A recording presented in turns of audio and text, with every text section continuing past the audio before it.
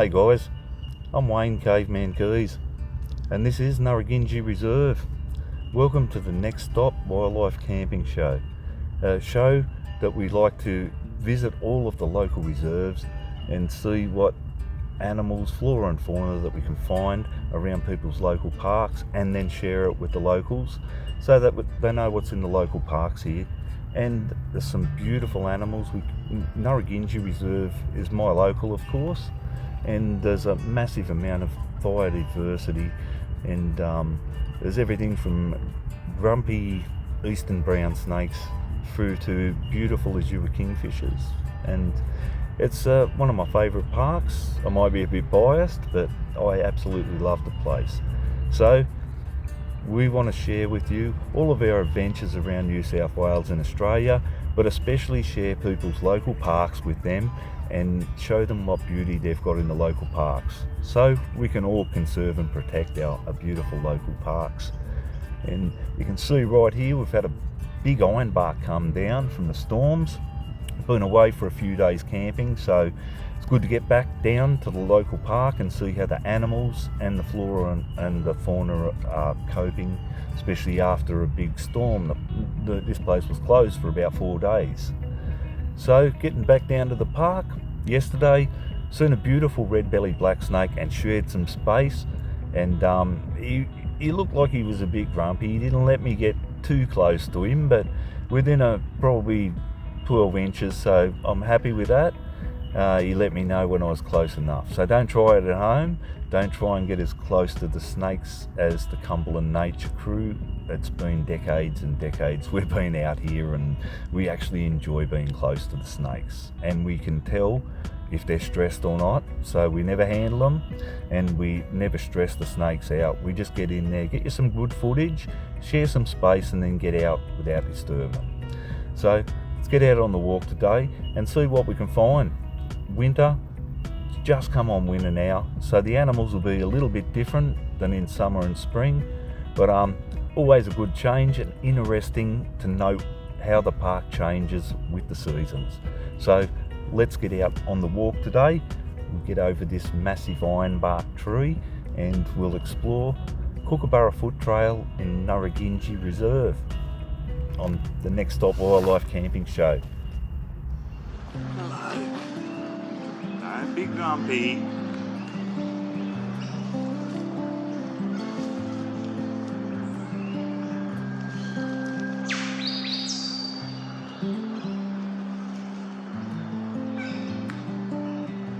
Let's hope this guy doesn't get too grumpy, eh? Beautiful red-bellied black snake.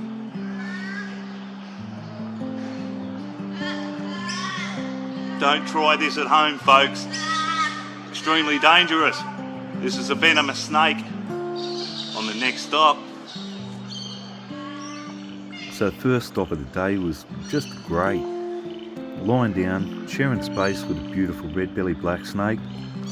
One of the things I love most of all is to earn the trust of the red-belly and then to lie down and enjoy the sun with him. So I decided to walk down in the long grass between Snake Alley and the ponds here in search of a few more red-bellied black snakes.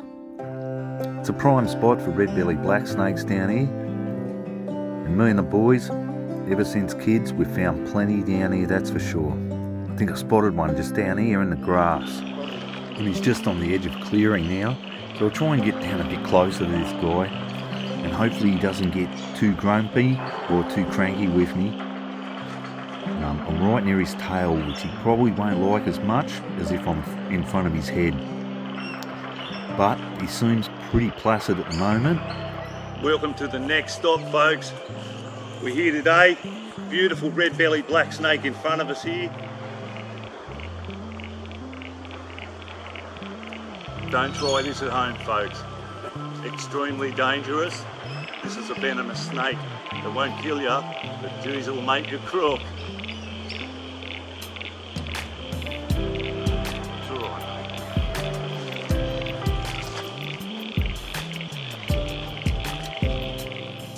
We might head out of Snake Alley. Sun's gone down a bit. We might explore and have a look for some birds in the trees. I think I might have spotted a buzzer. And up in the trees it's a Pacific bazza, and we have a great number of Pacific bazza down here at Nurragingy. This year I've seen massive amounts of the juvenile bazza, up to 17 at one time, and off he takes off to the next stop, and it looks like he's in luck on his next stop because he's picked up what looks to be the carapace of a phasmid or stick insect. He's having a great feed on that. They pick all the wings and the legs off, and then I'll just eat the carapace section or the abdomen section. They get a great amount of nutrients and protein out of this, and this is one of their favourite diet, that and frogs. I've seen them take eastern dwarf tree frogs a number of times. And another one of their favourite meals is the eastern dwarf tree frog, and you can see this specific buzzer has caught a little eastern dwarf tree frog. Let's head out and find out what else we can spot. And as I focus through the trees, I can see an eastern grey kangaroo in the background, so that's awesome. I'll bring you some of that footage right now with the eastern grey kangaroo. And through the trees we spot two eastern grey kangaroos down at the section of Nurragingy, just where the burn-off's been, and you can see the char on the bottom of some of the trees. Just a little bit from the burn-off, but nothing too much. Quite a good burn-off, and the kangaroos are definitely enjoying this. And here's another one peering through the trees. So yeah, quite productive, the burn-offs. Very important when it comes down to the feeding of the eastern grey kangaroos and other kangaroos. We'll say see you later to our awesome mate the eastern grey and get out on the next stop. And the next stop we've got another beautiful winter visitor, and this one is the yellow-tailed black cockatoo, a superb, majestic parrot, one of our largest parrots, and he likes to chew away at these gums on the limbs, and underneath there'll be borers that are destroying the gum trees. And while it looks like he's destroying the gum trees himself, he'll actually take out all of these borers from inside, and that will help this plant so it won't get destroyed, because they'll destroy the whole tree, the borers, and by sacrificing a limb or a big chunk out, you'll get the borers out. And there's the borer right there, you can see him. They pinpoint the borers with their ears, they can hear them underneath, and then they'll extract them with that massive beak of theirs. Majestic animal. And here he goes, moving to another tree to find another borer to extract. So that's how the cycle of life and the symbiotic relationship works with the gum trees and the majestic yellow-tailed black cockatoo. Off to the next stop. And the next stop's a very interesting one. And this is one of the fungi that come up after there's a little bit of rain and the moisture comes in. And they can grow from all types of areas, from the leaf litter to the tree trunks. And this is on a little cut-off tree here. And this is some type of clam fungi. And it'd be edible, but you wouldn't want to try and eat it. They're very tough and woody. They've got some amazing formations and colours, and the function within the ecosystem is amazing. They replenish all of the nutrients back into the soil, and they decompose all organic matters and animal matter, all dead animals.